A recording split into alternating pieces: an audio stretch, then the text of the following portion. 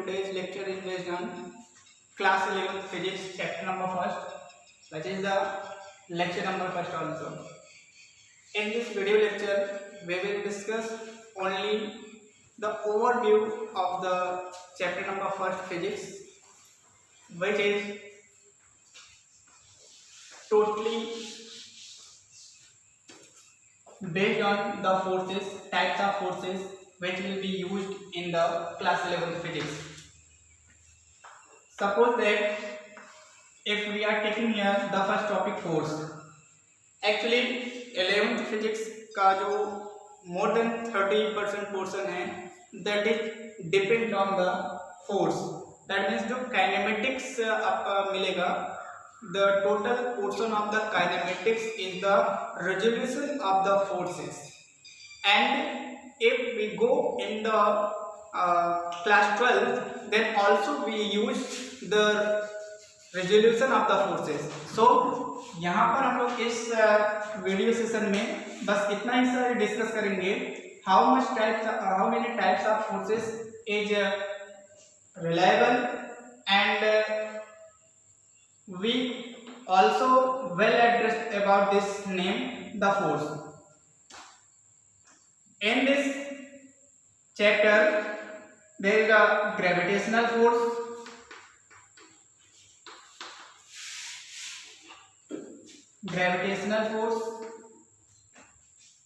nuclear force,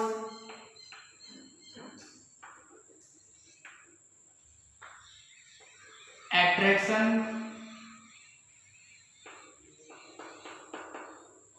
or repulsion, that is magnetic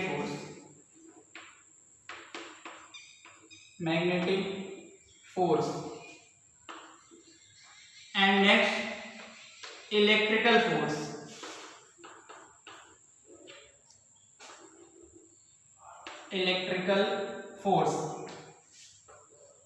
And by that combining magnetic and electrical force, that is known as electromagnetic.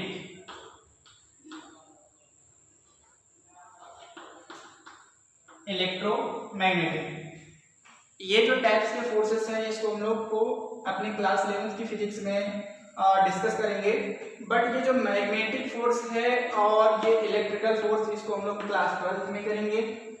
ये हम इसलिए overview right किया हमने because इसको हम लोग वेल एड्रेस रहे हैं कि how many types of forces we have to learn और we have to study in this syllabus, because in lower classes we are well addressed about the gravitational, nuclear, attraction or repulsion, that is the magnetic force, electrical force, electromagnetic force. But in the lower classes there was only the definitions of these topics. But class 11th and 12th, if we are combining these syllabus, then we can study about all these topics which is written on the board. So ये gravitational force आपको ये class 11th में ही मिल जाएगा, nuclear force आपको class 10th में आपको मिलेगा, ये भी क्लास 12th के टॉपिक है, ये भी क्लास 12th के टॉपिक है. So why we are writing here the topics of class 12th, because we want to know how much the importance of force.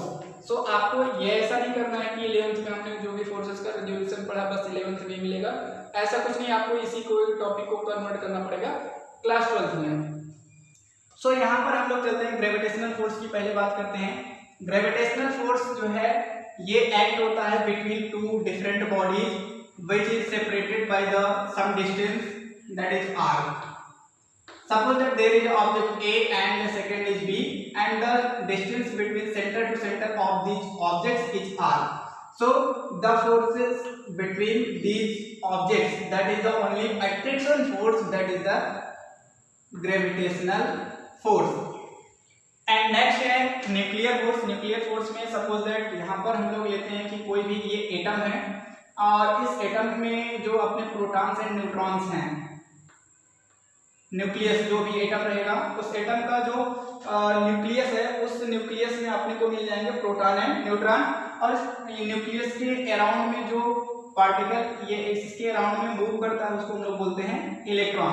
तो टोटल इससे जो अपना स्ट्रक्चर बनता है वो किसी एटम का होता है और इस एटम में हम लोग इलेक्ट्रॉन को अगर अभी छोड़ते हैं, इसमें हम लोग स्टडी करते हैं forces related to proton and neutron in the nucleus.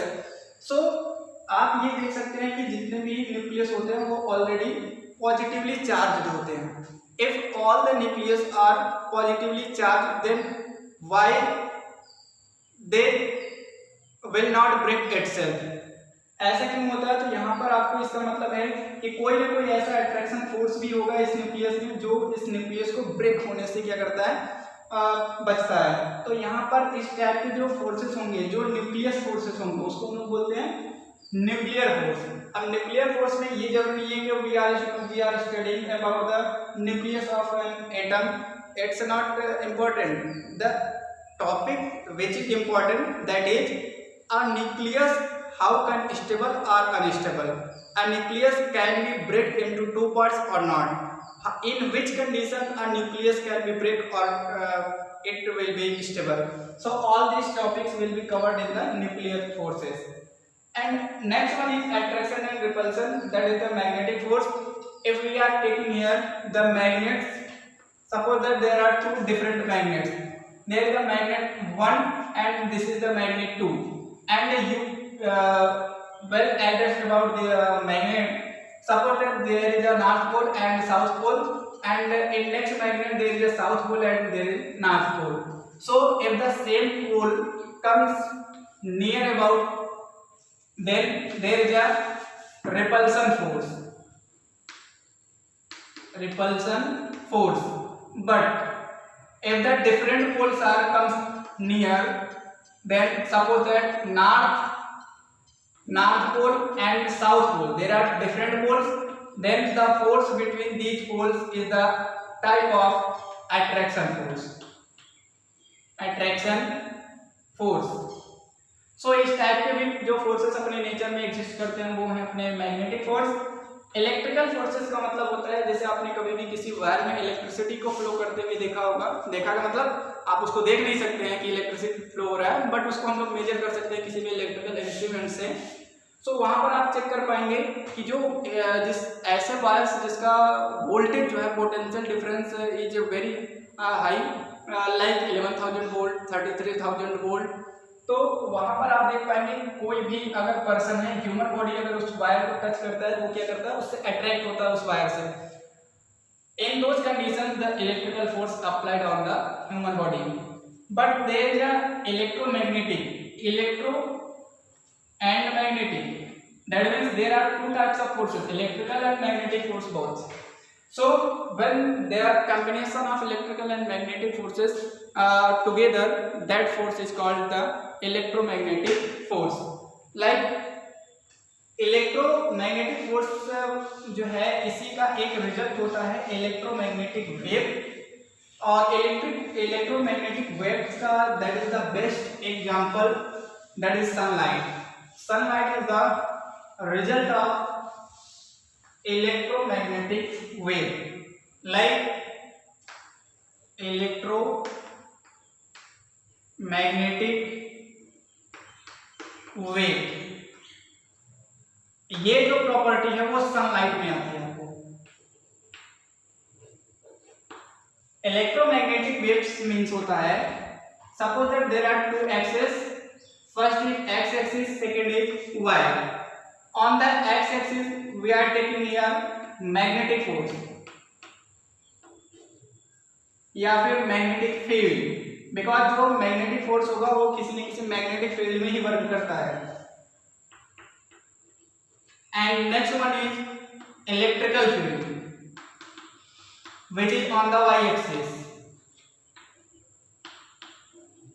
If the result is upcoming through the combining magnetic field and the electrical field, that is called electromagnetic field, and the result in this situation, the light is comes between these effects, magnetic field and the electrical field. Suppose that ये अपना sunlight का एक path है जिस पथ को वो follow कर रही है. सो यहाँ पर उस मैग्नेटिक उसमें जो होगा मैग्नेटिक फील्ड का भी इफेक्ट आएगा और इलेक्ट्रिकल फील्ड का भी इफेक्ट आएगा. इसका मतलब है ये जो सन की लाइट है वो उसका पाथ तो स्ट्रेट लाइन है, बट उसका जो पाथ है वो ऐसे होगा। अब आपको लगेगा कि सर यहाँ पर आपने जो ड्रॉ किया है लाइन, वो आपने जिगजैग मोशन में राइट किया, बट जो सनलाइट का जो पाथ होता है वो एक स्ट्रेट लाइन होता है। यस, बट इसको अगर इसका जो यहाँ पर आप देख पाएंगे लोअर जो पोर्शन है उसको आप डायरेक्टली किसी लाइन से ज्वाइन करेंगे तो वो लाइन आपको एक स्ट्रेट लाइन से ज्वाइन होती हुई दिखेगी। अब ये जो टोटल पाथ है ना, ये बिल्कुल स्ट्रेट लाइन होगा। ऐसे आप देख सकते हैं ये टोटल जो रीजन है वो क्या है, एक स्ट्रेट लाइन है, इसलिए हम लोग बोलते हैं कि जो सनलाइट होती है उसका जो पाथ है वो क्या है, स्ट्रेट लाइन है।